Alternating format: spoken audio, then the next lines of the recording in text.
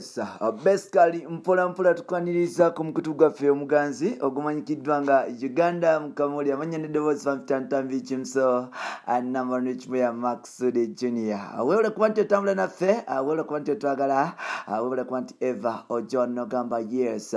yoyo rich boy Maxudi Junior yali wano asobole okuba nti obolyawo akuleetera amawulire agatambula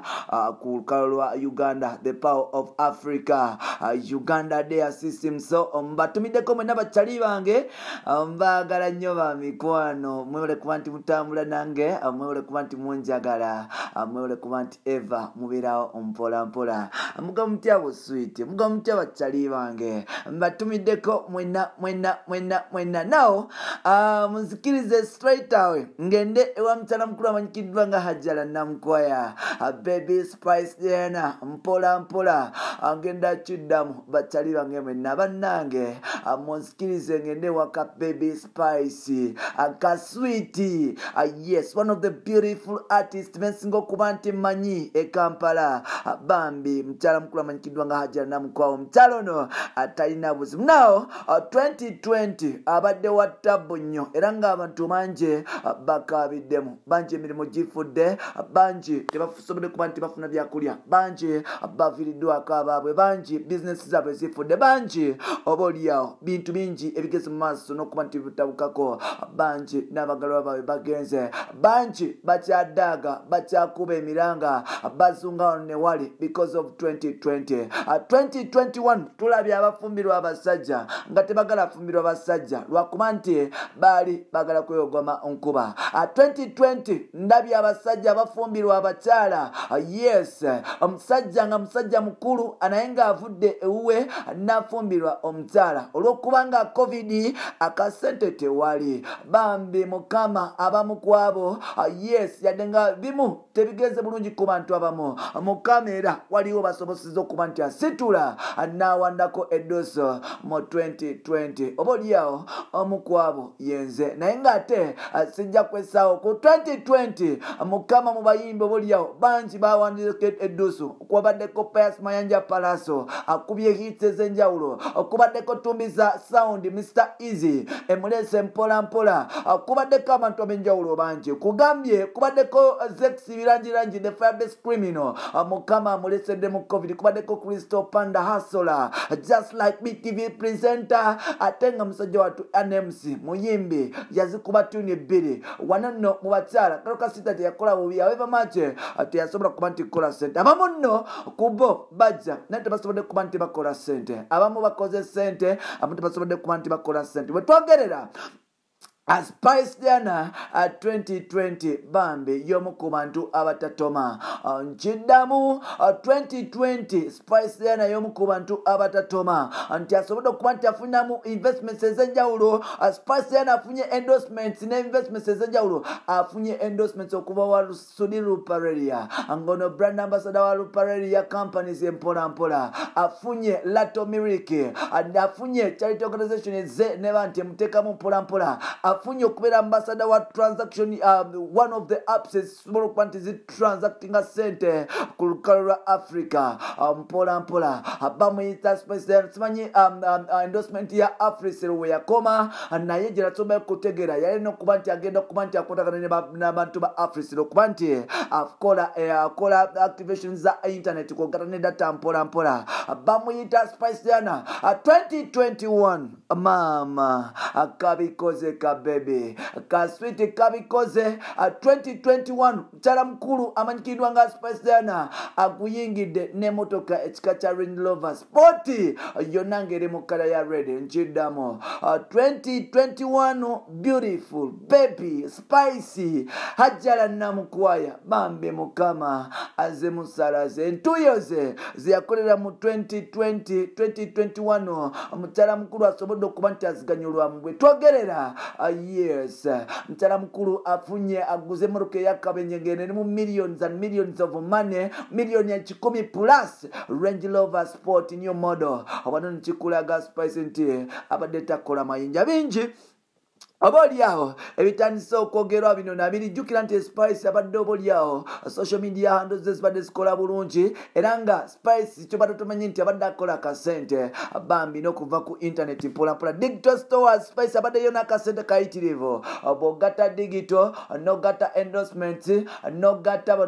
bano abakwana n'ogatta manager n'ogatta ebisigaddewo. Spice yakuŋŋanyiza kasente 2021 agenza okutuuka nga asobola okuba nti atumye moroke yakabenje moroke no bagize Bulaya yajizeko special order kuva mu nsi za Bulaya Range Rover Sport kikacha red oba maroon mpola Spice yageze ku social media nagamba oh my god I can't thank you enough for the blessings nkwebaza olw'emikisa gyompadde mukama katonda nkwebaza olw'emikisa gyompadde 2020 abadde mwangu naye ate osobola okuba nti ombeera era nnyingidde omwaka omupya with my new baby okufuna kukwata yes emiliyoni 10+ okuziteeka mu mmotoka nno si kyangu kubanga bingi ebibanja. Spice byabugaga bingi anti yagula ku Salama Road awo waliwo yagula yes enyumba namba wagazi bulungi yes kwegamba Spice is a superstar mpola waliwo enyumba gyazimba obuli awo multiplying ezashiba emirundi ng'esatu mpola kikulaga nti Spice ali serious motoka Range Rover girese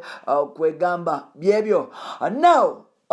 buli kimu bakitugambye nga bakyatugambye. My question is Spice emoroka yiye byaddala oba kawani? Ekibuuzo kiri nti Spice byonna byalina bibye byaddala oba kawani? Potulina omwana ono ayimbidde ebbanga ttono. Omwana ono ayimbidde ebbanga ttono nnyo yes yajja neonsanuula n'afuuka nsanuula n'abagamba nti tekinnanta naye bwe kinnanta nja batta kati byamutadde ebitala byamutadde akuba just takyakuba masannyalaze wabula yakubisa masannyalaze nti Spice bw'otuuka amasannyalaze batuuka wantu amasannyalaze gakuyitamu ngamba gwe omuyimbi omukyala wabula ate Mayanja Pius ennaku zino buli watambula nga aveveta bwati bwatuuka ku stage empewo etuuka n'ogamba wakabi kyona atuse kumbe nga ye Pius Mayanja. Yes Spice Diana ennaku zino bayimbi abakyala yafuuka Jose Chameleone yafuuka oba Palaso nti buli batuuka abantu batandika okuba nti bakankana bino nno bingi bintu bitono nnyo bwakola abantu n'abajjako mulamwa mpola Spice straight away yalumye system agenze mu maaso n'okuba nti apika ekintu era nga omukyala mukulu ono byonna agenda kuba nti abikola mpola motoka Range Rover bagambye nti waliwo ekiboozi nawulira nti obaolyawo Spice n'ennyumba mbu gyazimba ku Salamawo nti ya Musudani waliwo omusajja Omusudani yamuwamu akasente n'avimbamu era nnyumba eyo Musudani mbu yagimulekera according to information gyetufuna mu inside information ate abalala bagamba nti n'emmotoka eno bayinza okuba nti bazannya stand kubanga musically mukwatano hitmaker mutalinawo kayimba bwe bagamba naye ate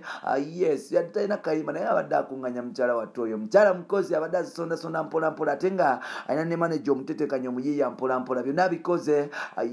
yes abikoze manager Roger tonkubira nga tukoze story enfu zokka like sinfu ngama